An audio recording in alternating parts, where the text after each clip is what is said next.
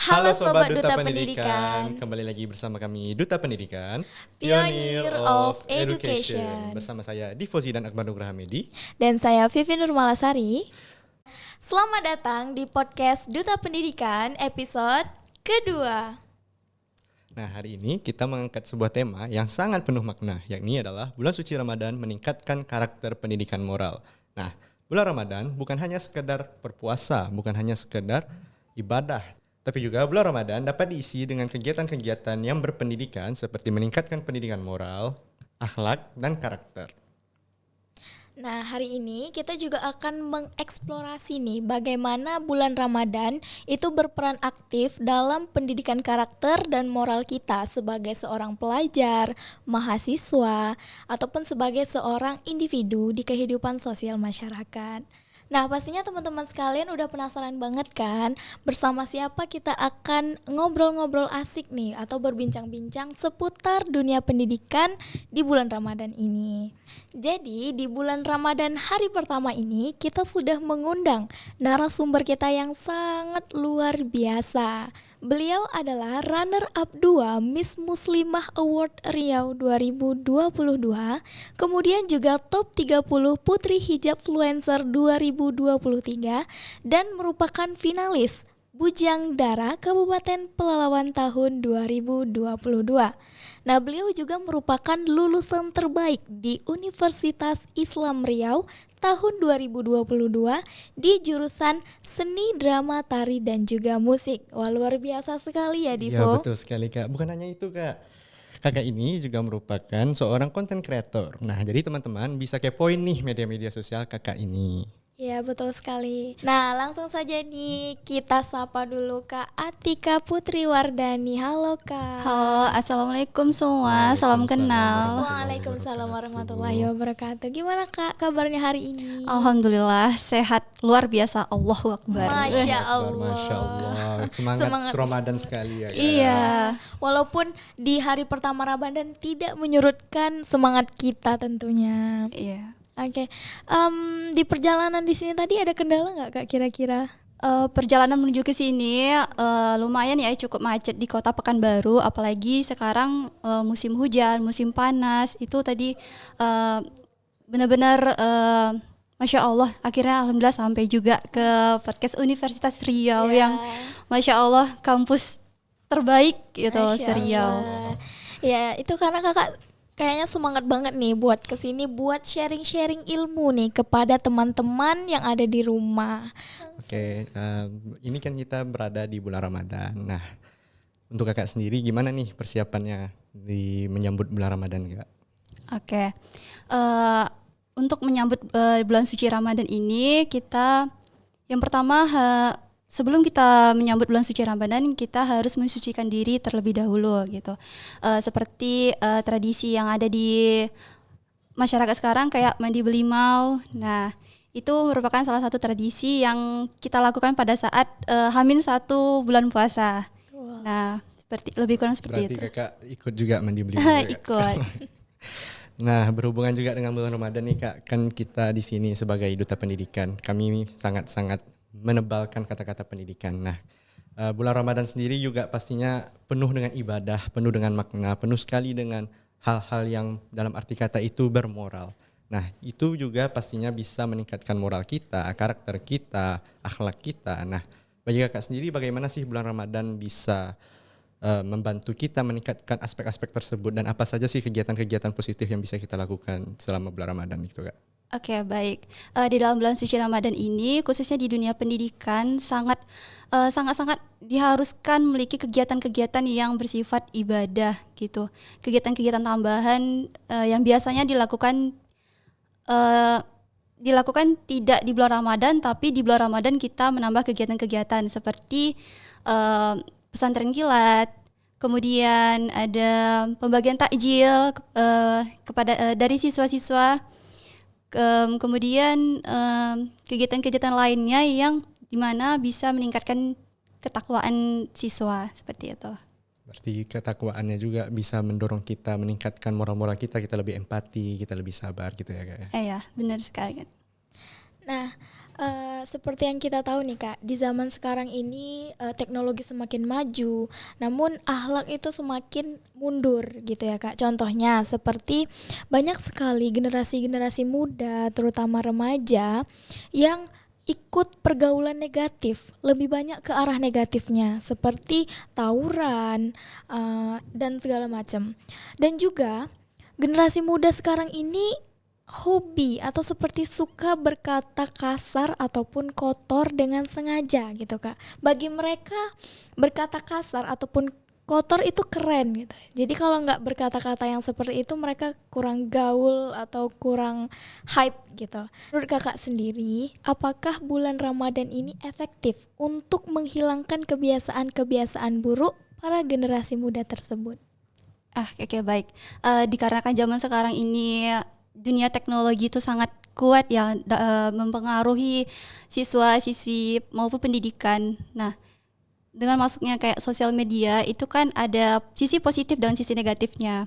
Nah, yang dibahas kalau misalnya sisi negatif itu sebenarnya tergantung diri masing-masing. Kalau misalnya kita mengambil sosial media tuh dari sisi positif, itu akan banyak sekali manfaat yang bisa didapat.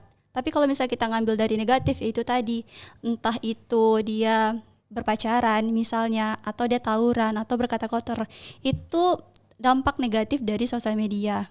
Manfaat dari bulan suci Ramadan ini untuk siswa-siswi ataupun pendidikan, kita bisa untuk mencari lebih banyak sisi positifnya gitu.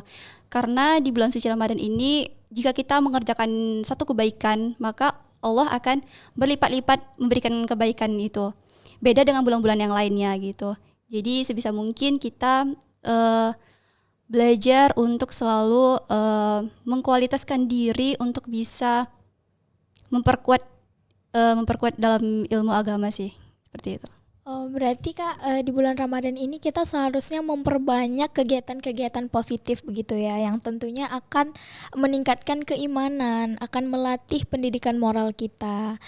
Bukan justru sebaliknya kan, pada saat bulan Ramadan bukannya kita malah sibuk bersosial media yang ke arah negatif seperti itu, seperti mengutarakan ujaran kebencian dan lain sebagainya. Seperti yang Kakak bilang tadi, pada saat bulan Ramadan ini satu kebaikan kita akan dibalas pahala sebanyak mungkin. Iya, benar sekali. Masya Allah. Nah, pertanyaan selanjutnya nih Kak, mengenai hal-hal yang kita lakukan di bulan Ramadan. Nah, kita ini kan merupakan seorang yang menjalankan pendidikan, tapi juga kita merupakan seorang calon pendidik. Nah, Kakak juga berasal dari punya latar belakang FKIP juga ya Kak.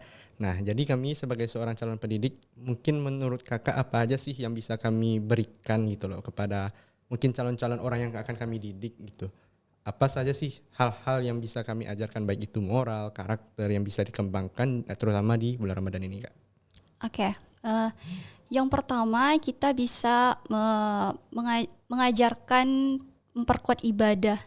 Ibadah di sini bisa kayak sholat tepat waktu, tadarus, apalagi di bulan suci Ramadan berpuasa. Di situ juga bisa kita menahan diri dari hawa nafsu. Tidak hanya menahan diri dari lapar dan haus saja, tapi juga menahan diri dari emosi juga. Kemudian kita juga bisa melakukan aktivitas sosial seperti ikut pengajian di masjid atau ikut kegiatan-kegiatan yang berhubungan dengan sosial, entah itu gotong royong dan hal-hal sebagainya. Kemudian kita juga bisa melakukan beramal seperti berinfak, sedekah, memberikan santunan kepada kaum duafa dan lebih kurang seperti itu. Berarti lebih ke arah tingkatkan ibadahnya, perbaiki ibadahnya, karena ibadah yang benar pastinya dapat merubah orang juga. Cara mereka berperilaku, cara mereka bertindak pastinya bakal berubah jika ibadahnya juga benar ya Kak ya. Betul sekali Divo. Nah, dalam mendidik moral seorang anak nih Kak, pasti tidak jauh-jauh dari peran orang tua tentunya. Menurut Kakak sendiri, bagaimana peran orang tua ataupun kita nih, ataupun Kakak sebagai seorang pendidik dan kami di sini sebagai calon pendidik nantinya dalam memberikan contoh yang baik kepada generasi-generasi muda, khususnya di bulan Ramadan ini dalam memperkuat karakter ataupun pendidikan moral mereka? Oke, di dalam dunia pendidikan itu anak-anak itu tidak hanya guru yang mengajar, tetapi orang tua dan guru itu saling bekerja sama untuk menciptakan atau membentuk karakter siswa. Seperti misalnya pada saat bulan suci Ramadan kita melakukan sholat tarawih. Nah, pada saat kita sebelum melakukan sholat tarawih, setelah sholat isya kan biasanya ada tuh penceramah-penceramah di setiap beberapa masjid. Nah, kita kan sebagai pendidik atau sebagai guru bisa memberikan buku Ramadan yang biasanya Benar-benar. seperti kita dulu waktu sekolah. Iya. Nah, kita kan diberikan buku Ramadan dari sekolah untuk diisi per harinya. Nah, itu bisa menjadikan siswa untuk lebih aktif lagi ke masjid. Karena masjid itu ramainya pada saat Ramadan saja. Nah, dengan adanya kegiatan tersebut, siswa-siswi bisa lebih sering ke masjid gitu. Selain mereka mendengar ceramah, mereka juga menyimpulkan ceramah-ceramah dari ustadz atau ustazah dari masjid tersebut, dan di mana nantinya akan ditandatangani oleh orang tua dan ustadznya. Nah, disitulah nanti pas setelah Lebaran akan dijadikan penilaian mana siswa yang berdampak gitu. Maksudnya tuh mana siswa yang lebih aktif dari sebelumnya. Itu akan jadinya insya Allah akan menjadikan kebiasaan yang dibawa setelah bulan Ramadan untuk siswanya. Oke, berarti peran dari orang tua dan juga guru itu sangat-sangat penting sekali dalam meningkatkan pendidikan moral dan juga karakter seorang anak, gitu ya Kak ya? Ya.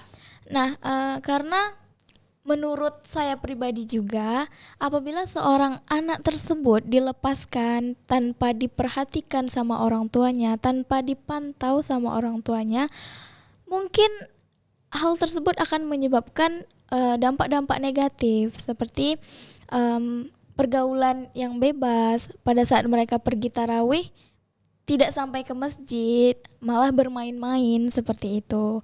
Jadi sangat penting sekali buku yang seperti kakak bilang tadi sebagai pembekalan untuk siswa, ditandatangani oleh orang tua, diketahui oleh orang tua, sehingga orang tua jadi tahu nih kegiatan-kegiatan anaknya selama di masjid gitu.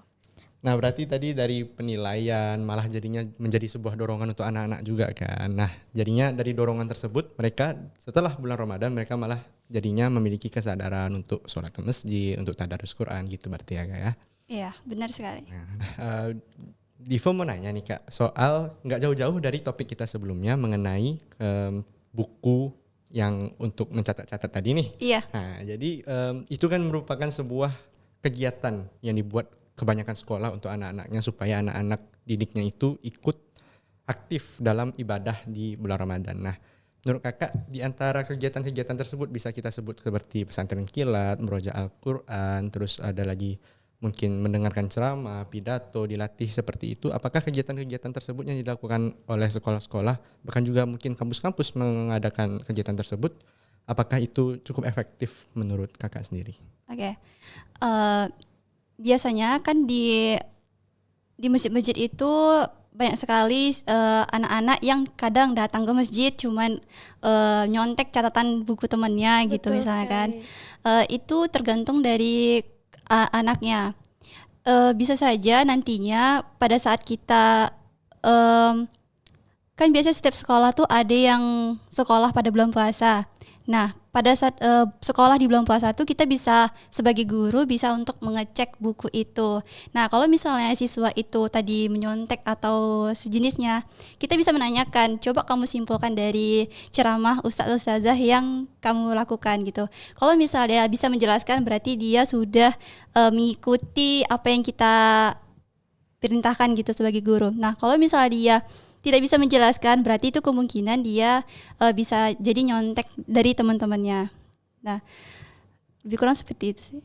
Berarti kita lebih menimbulkan sifat jujur juga bagi anak-anak itu kan, karena Ramadan itu juga nggak lari dari kejujuran. Karena kalau nggak jujur kita batal puasanya. Betul banget Divo. Berarti kita sebagai seorang pendidik tidak bisa melepaskan begitu saja ya Kak ya. Setelah kita berikan buku panduan tersebut, ya udah kita lepaskan. Nanti kita cek pada saat akhir Ramadan gitu kan. Jadi kita nggak tahu progres anak itu seperti apa. Iya, benar sekali.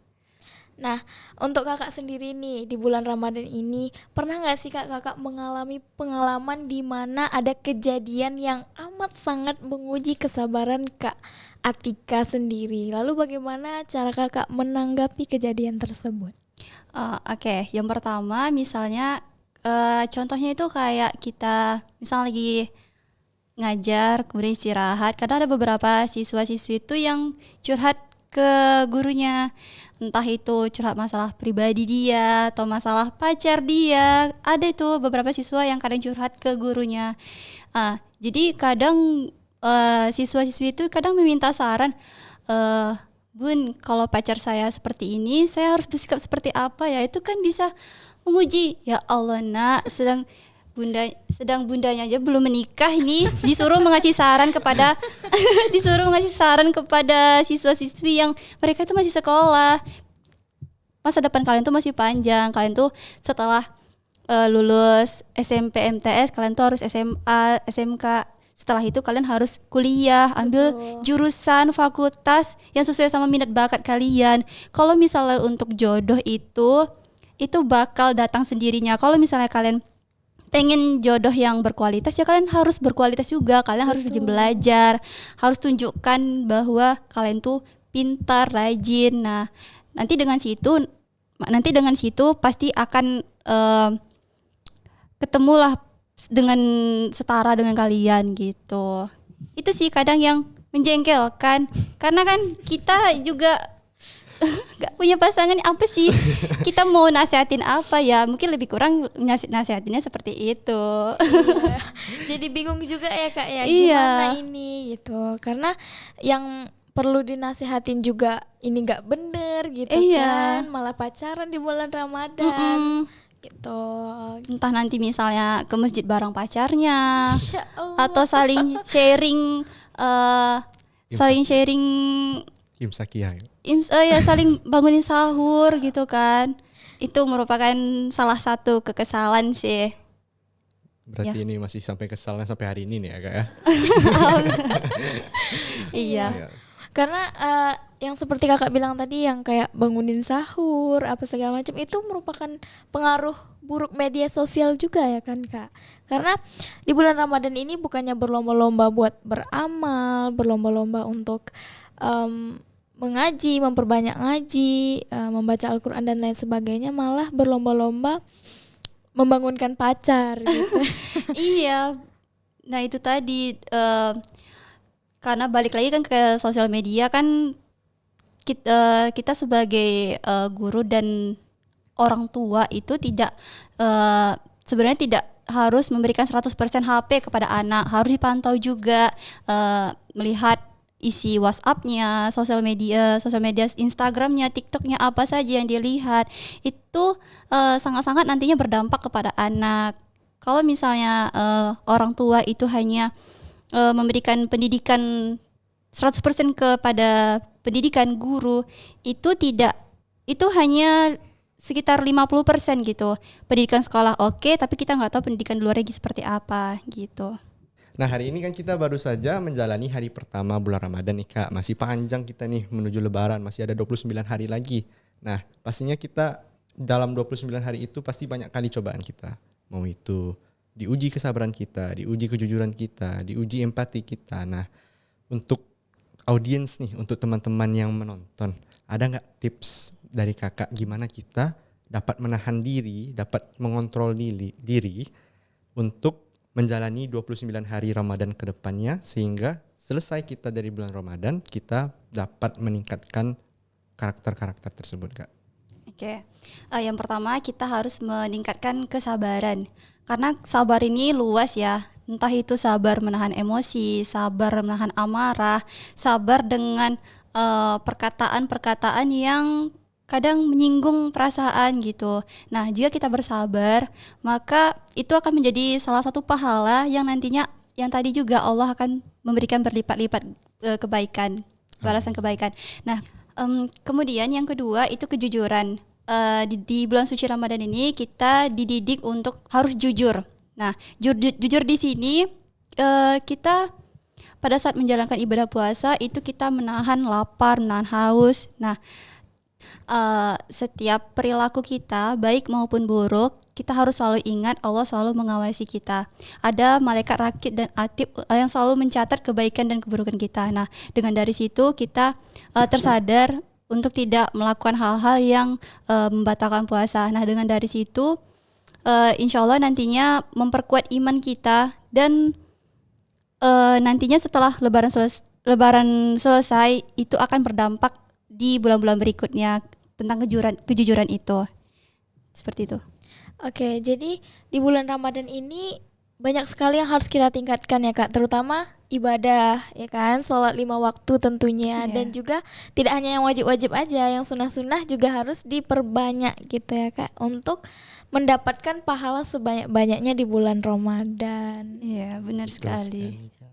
Nah, sebagai pertanyaan penutup nih Kak, ada nggak sih pesan dari Kak Atika pribadi untuk para penonton yang sedang menyaksikan untuk menghadapi bulan Ramadan ke depannya? Harus bagaimana, harus apa yang dipersiapkan agar bulan Ramadan kita di tahun ini lebih maksimal lagi, lebih banyak menggarap pahala lagi, lebih banyak melakukan hal-hal positif lagi. Boleh Kak Atika? Oke, yang pertama kita harus meningkatkan kualitas ibadah, yang dimana belajar untuk selalu sholat tepat waktu. Nah, sholat tepat waktu di sini adalah ibaratkan kita mendapatkan hewan kurban nih. Kalau misalnya kita sholat tepat waktu, maka kita akan dapat kepalanya. Benar-benar. Nah, kalau misalnya kita sholat sekitar sekian menit itu akan mendapatkan entah kakinya atau lehernya. Nah, kalau misalnya kita dapat yang di sholat di akhir-akhir waktu, malahan nantinya nggak kebagian. Nah, itu tadi sama kayak pahala, semakin kita sholat di awal waktu, maka pahala itu akan ibaratkan 100% kita dapat. Iya. Kemudian kita sebagai anak muda harus ikut berpartisipasi di masjid, entah itu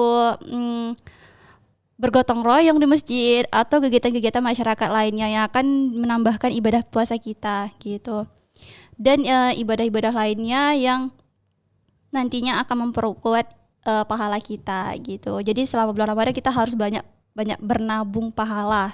Seperti itu. Nah, dengar ya teman-teman sekalian, pesan dari Kak Atika tadi bagi yang sholatnya masih bolong-bolong atau suka yang menunda-nunda sholat. Nah, di bulan Ramadan ini kita usahakan sholatnya full 5 waktu. Terus kita sholat di awal waktu, kalau bisa sholat berjamaah di masjid, kalau tidak ada kegiatan. Dan juga kita juga harus banyak bersedekah teman-teman sekalian, karena pahala yang biasanya kita dapat di hari biasa berbeda apabila kita lakukan di bulan Ramadan, akan dikali berlipat-lipat kali akan pahala. berlipat gandakan oleh Allah Subhanahu wa taala. Nah, itu dia pelajaran-pelajaran yang bisa kita ambil dari Kak Atika. Banyak sekali pelajaran-pelajaran yang bisa kita ambil ya Kak. Iya, betul sekali. Mulai dari bagaimana cara meningkatkan keimanan kita dalam pendidikan moral dan ibadah tentunya. Terima kasih kepada penonton yang telah menyaksikan episode kali ini yang gak kalah seru dengan episode-episode sebelumnya dan episode-episode selanjutnya. Bener sekali Divo. Jadi para penonton sekalian jangan bosen-bosen buat nonton terus podcast kita yang membahas seputar pendidikan bersama narasumber-narasumber hebat pastinya di setiap episodenya. Nah, terima kasih juga kami ucapkan kepada narasumber kita pada hari ini, Kak Atika, yang sudah banyak sekali sharing ilmu-ilmu yang bermanfaat untuk kita host juga dan untuk para penonton yang ada di rumah atau dimanapun berada gitu. Jadi kita jangan bosan-bosan buat menambah ilmu pengetahuan, menambah wawasan, salah satunya dengan menonton YouTube channel FKIP Unri. Tepatnya podcast Duta Pendidikan. Betul sekali. Dan terima kasih kepada host-host dan juga Duta Pendidikan Unri yang telah mengundang saya menjadi salah satu narasumber di puasa pertama ini. Semoga kita semua bisa menambah relasi Amin. menambah relasi dan juga karena rezeki itu tidak hanya uang tetapi juga relasi pertemanan juga merupakan salah satu rezeki yang Betul. baik sekali gitu. Betul sekali. Kak. Jadi kita sangat beruntung sekali ya di hari pertama Ramadan ini dapat bertemu orang-orang baru, dapat menambah ilmu-ilmu baru tentunya. Nah, jadi penonton sekalian jangan pernah bosen ya buat mantengin terus episode-episode dari podcast Pendidikan Unri. Sekian, terima kasih. Assalamualaikum warahmatullahi wabarakatuh. Dadah.